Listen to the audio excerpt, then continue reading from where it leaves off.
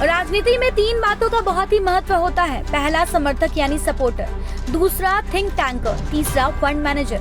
इसके इर्द गिर्द भी किसी भी पॉलिटिशियन की राजनीति चमकती है अथवा धूमिल होती है। मणिपुर के मुख्यमंत्री का इस्तीफा उनके समर्थकों ने फाड़ दिया, इसलिए वो इस्तीफा नहीं दिए। ये योजना थी या सही में समर्थकों का समर्थन, इस पर विवाद हो सकता है, लेकिन घटना तो हुई है। चलिए अब धनबाद लोकसभा सीट की बात शुरू करते हैं। भाजपा का महाजनसंपर्क अभियान 30 जून को खत्म हो गया। इस अभियान के बाद 1 जुलाई को धनबाद के भाजपा के दिग्गज तारापीठ के दर्शन को गए। किसी भी धार्मिक स्थल पर जाना अच्छी बात है, लेकिन अगर उसके पीछे कोई खास मकसद हो तो इसकी चर्चा तो होगी ही।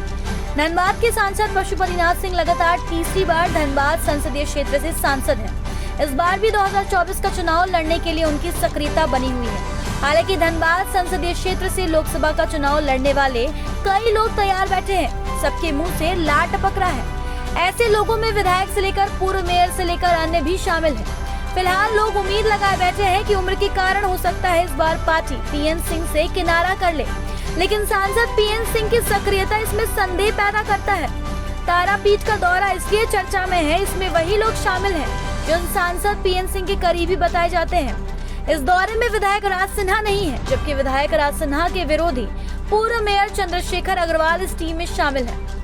इसके अलावा भी कई पदाधिकारी हैं और वो पदाधिकारी वही हैं जो सांसद के कट्टर समर्थक बताए जाते हैं। इस दौरे का मकसद सिर्फ माता रानी का दर्शन करना ही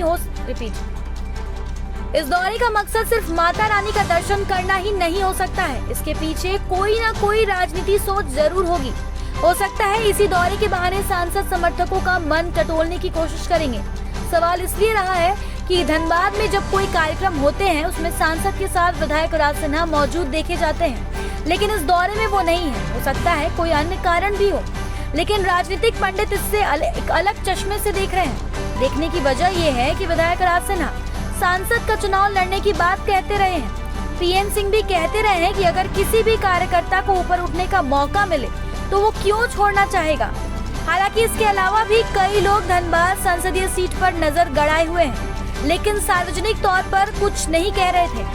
2-3 दिन पहले सांसद ने मीडिया में बयान में दिया कि 2 लाख का ठेका दिलाकर जयकारा लगाने वाले भी ये सोच रहे हैं कि धनबाद संसदीय क्षेत्र से चुनाव लड़ लेंगे, लेकिन ऐसा होता नहीं है। पार्टी जिसे चाहेगी उसे टिकट देगी और वही चुनाव लड़ेगा। किसी भी सीट पर उम्मीदवार के चयन की पार्टी की अपनी सोच होती है, तरीका होता है, सर्वे होता है, उसके बाद ही टिकट दिया जाता है। देखना है कि तारापीठ दौरे का क्या आउटकम निकल कर आता है।